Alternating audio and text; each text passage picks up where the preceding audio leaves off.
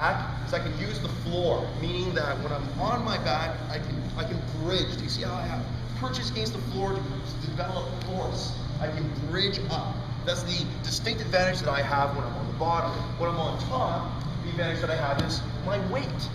All right, I have my weight. Now, this directly affects the lesson for today. Now, Chaz, can I borrow you, please? Now you're in top mount. Now when Chaz is in top mount, here, and yeah, exactly, stay right there. And you see how he's sitting on top of my belt line. If I try to do an elbow knee escape, it's really tough. Why? Because all of his weight is on his knees, right? And the friction against his knees into the mat is quite severe, right?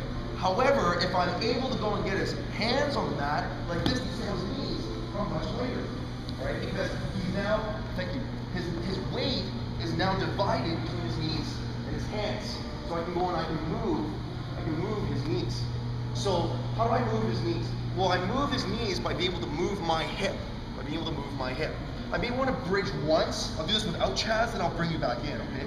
I want to bridge up in order to get his hands on the mat, right? I still want to be able to keep myself safe as I do this. I still want to keep my elbows to his thighs, to his quadriceps. Also, I want to keep my heels close, so I don't want to do this. I don't get a very high bridge. My toes are really close to my hips.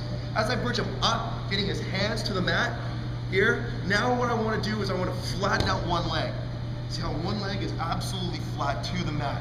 From here, I want to go and stick my butt out. I want to stick my butt out this way, and as well, I want to do a kick straight along the mat. I'm trying to go, and it's like I'm trying to go and impale my elbow into my knee, or put my knee into my elbow.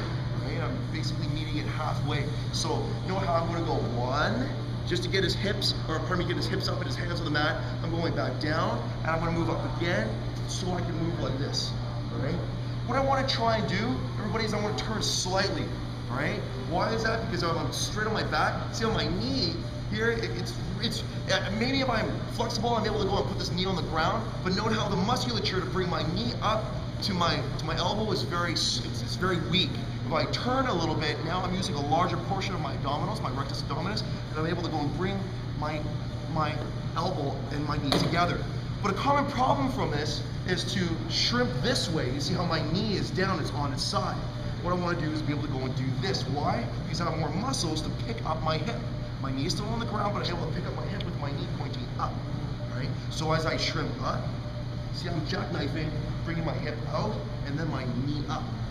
Right? And then I'm able to go and get my shin on the inside. So Chaz, can I borrow you for this, please? And let's focus on the legs. I'm going to turn myself so most people can see my legs. Now, Chaz, you see how he's sitting up, and he could be bugging my neck, but you see I'm going to bridge so he gets his hands on the mat. From here, I'm going to bridge again. Note how as I bridge, see how my leg is on the mat. Here, you see how I'm going to stick my knee out as my knee goes back, or my hip goes back. I'm trying to go and get Chaz to do the splits. That will give me room to get this knee inside. Once I have this knee inside, I'm going to do everything I can to try and pick Chaz up. Once I'm able to go and pick Chaz up, here then I can go and re-guard, depending on whatever guard that I want to replace with, whether it's my butterfly, or my half guard, or my close guard. As long as I have my shin in between me and him, that's all I need. So one more time, please, Chaz. We're here, you see how his hands are up for the time being. Now, I want everybody to experience this. It's like really hard to move his knees. Where I'm bridging, I was like, oh man, there's so much friction, right, against the floor. So do you see how I'm bridging up? Here, as soon as his hands are on the mat, it's much lighter, right? Now, you see how my knee was off the mat. What happened? You see how I'm actually going over his calf. Can I replace my guard from here? No way. I can't do it. My knee has to absolutely be on the mat. Now I can get through. Here. Then I can pick him up. Here. Get a half guard or whatever guard that I prefer. Okay, so let's try that, please, guys.